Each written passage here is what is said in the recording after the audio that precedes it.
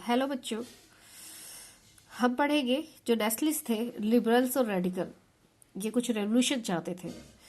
ये इस तरह की गवर्नमेंट नहीं चाहते थे जो 1815 में यूरोप में स्टेब्लिश थी, यानी मोनार्की गवर्नमेंट के खिलाफ थे।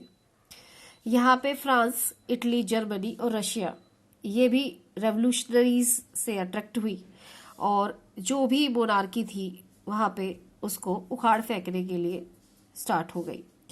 नेशनलिस्ट भी यहाँ पे रेवोल्यूशन लाने लगे और नेशन बनाने की बात करने लगे। यहाँ पे जितने भी सिटीजन थे ये भी इक्वल राइट्स की डिमांड करने लगे।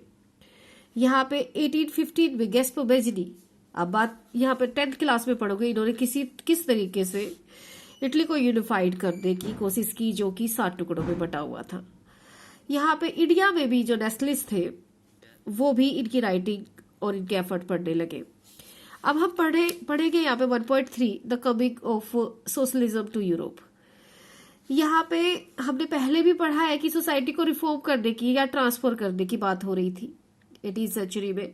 मिड 19th सेंचुरी में यूरोप में सोशलिज्म एक बहुत पॉपुलर आइडिया लोगों को अट्रैक्ट कर रहा था, उनकी अटेंशन इस सोशलिज्म की तरफ जा रही थी। ये एक पावरफुल आइडिया था जो सोसाइटी को ट्रांसफर करने के लिए आइडियल माना जा रहा था।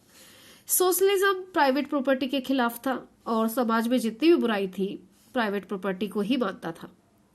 यहाँ पे जो पर्सनल गेन थे, जो भी इंडस्ट्रियलिस्ट अपने वर्कर से जनरेट करते थे तो वो उनके अंदर बांटते नहीं थे, यानी कि जो इंडस्ट्रीज थे वो रिच होते जा रहे थे और जो वर्कर थे उनका डिस्क्रिमिनेशन हो रहा था। तो यहाँ पे सिंगल जो इंडिविजुअल है और जो प्रॉपर्टी है वो एक अटेंशन में आ गई कि कंट्रोल किसके थ्रू हो जाए।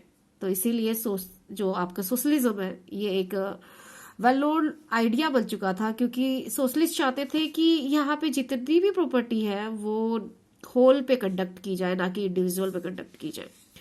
अब यहाँ पे देखा जाए तो सोशलिज्म के अलावा कम्युनिस्ट कोऑपरेटिव कम्युनिटी ये भी आइडिया आने लग गया स्ट्रक्चर को चेंज करने के लिए। रॉबर्ट ओन जो इंग्लिश मैन्युफैक्चरर थे उन्होंने कोऑपरेटिव सोसाइटी का सजेशन दे दिया यूरोप में, और इन्होंने न्यू हार्मनी इंडियाना जो यूएसए में एक कम्युनिस्ट कम्युनिटी कोऑपरेटिव सोसाइटी बना भी ली।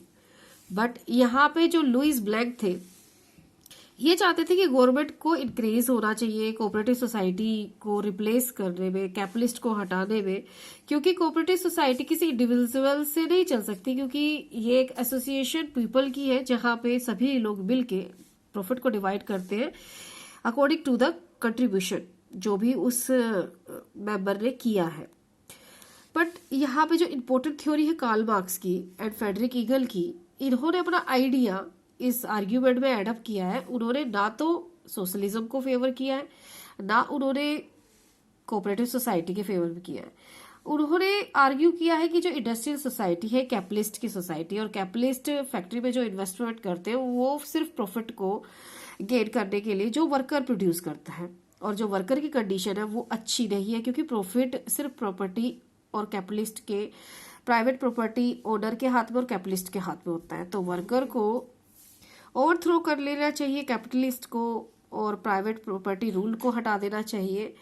और मार्क्स ये बिलीव करते थे कि उनको फ्री कर लेना चाहिए अपने आप को कैपिटलिस्ट के एक्सप्लॉयटेशन से, और वर्कर को अपनी खुद की एक रेडिकल सोसाइटी फॉर्म करनी चाहिए जहां पे सारी प्रॉपर्टी सोशली कंट्रोल हो, और इसी को ही वो कम्युनिस्ट सोसाइटी मानते थे। यानी कि वो पूरी तरह से फेवर थे कि कम्युनिस्ट सोसाइटी ही एक बेस्ट आइडिया है और नेचुरल सोसाइटी है for the future of Russia.